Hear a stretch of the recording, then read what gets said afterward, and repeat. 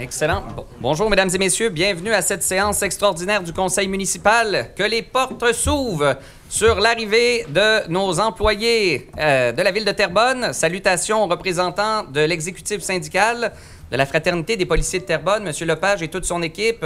Bienvenue. Je vois que notre directeur également, M. Brisson, est avec nous aujourd'hui, ainsi que l'ensemble de l'équipe des ressources humaines. Annie et Mme Axam, merci beaucoup d'être avec nous.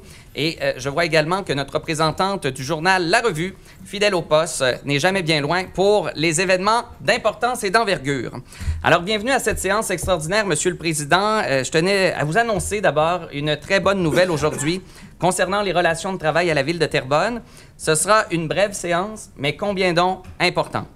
Je salue donc les gens qui se sont joints à nous aujourd'hui pour cette annonce et qui ont su trouver un accord gagnant-gagnant pour les citoyens de la Ville de Terrebonne et également pour les travailleurs et les travailleuses du secteur de la sécurité publique, en l'occurrence la Fraternité des policiers.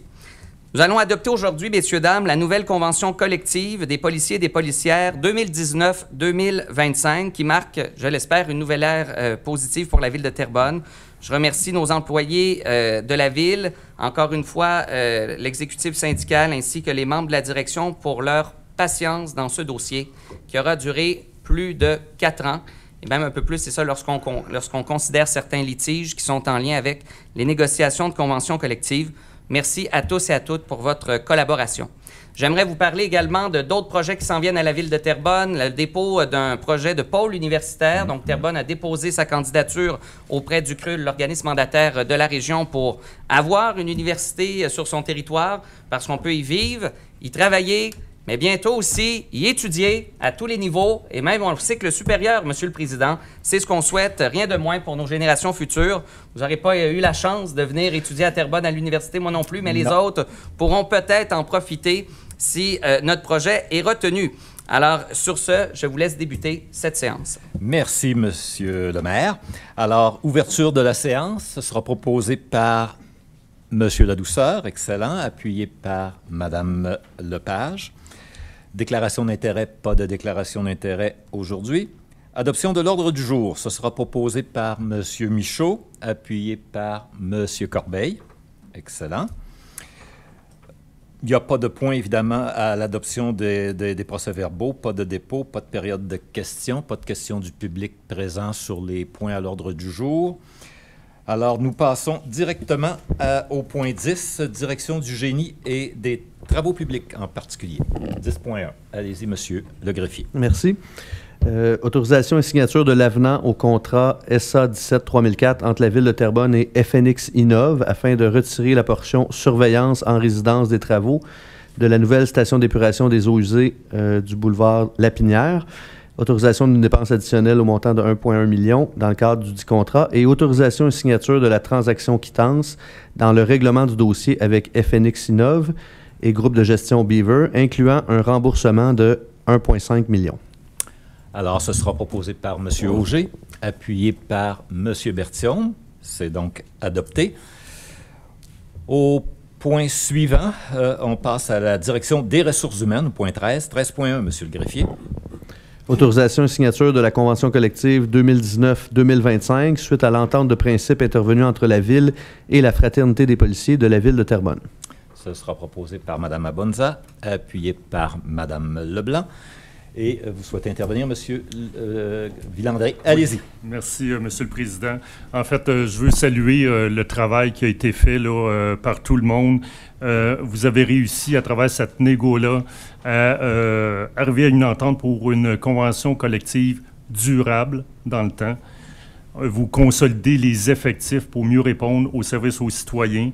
On permet une prévisibilité financière autant pour les citoyens que pour les employés. Une stabilité aussi dans les relations de travail. Donc, on a réussi à tourner la page puis avoir un contrat là, qui va être solide pour tout le monde. Je veux quand même nommer les personnes là, qui ont participé là, à ce travail colossal.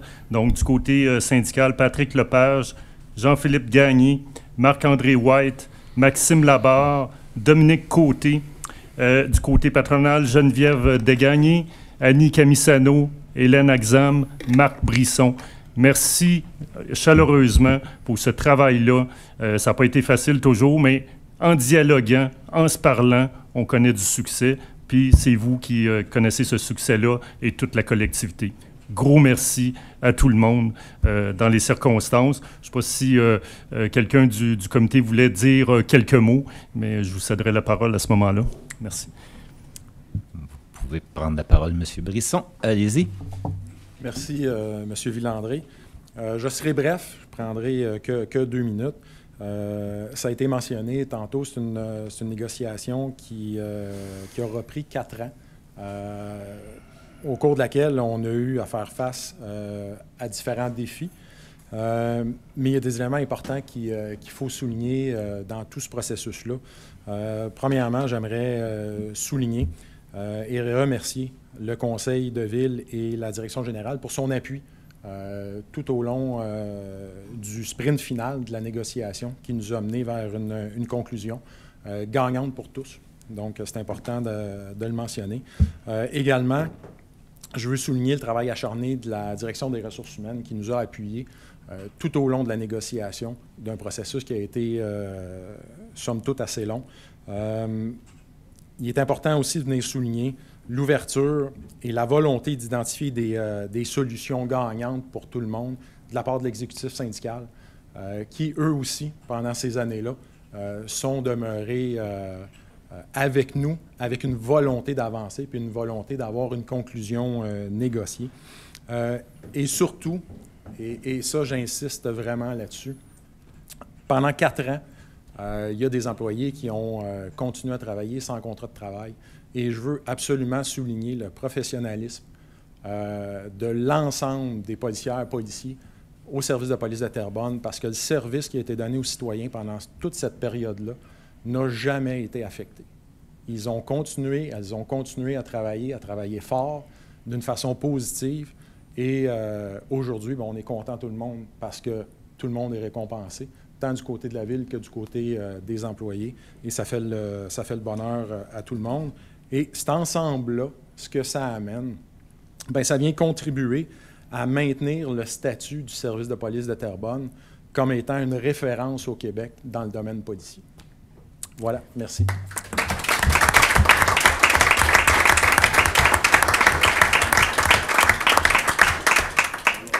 Merci, M. Brisson. Merci, M. Villandré, et à tous les participants à cette fructueuse négociation. Pas de demande de vote. C'est donc adopté dans l'enthousiasme et à l'unanimité par le Conseil.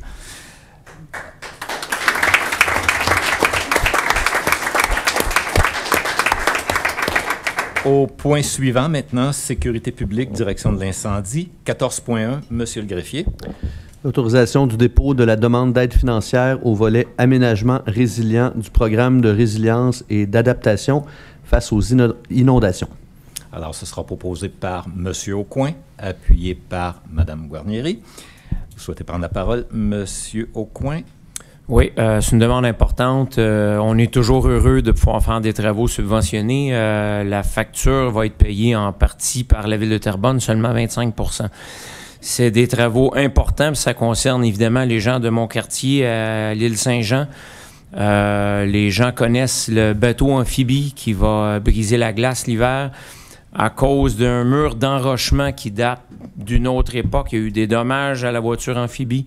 Il y a des risques à l'île Saint-Jean. Alors, on va pouvoir faire l'étude. Puis, il y a un gros 75 % qui sera subventionné. Merci beaucoup, M. Aucoin. C'est donc adopté. Pour ce qui est des points suivants, on n'avait rien à l'ordre du jour. Pas de période d'information ou de questions de la part des membres du Conseil? Non?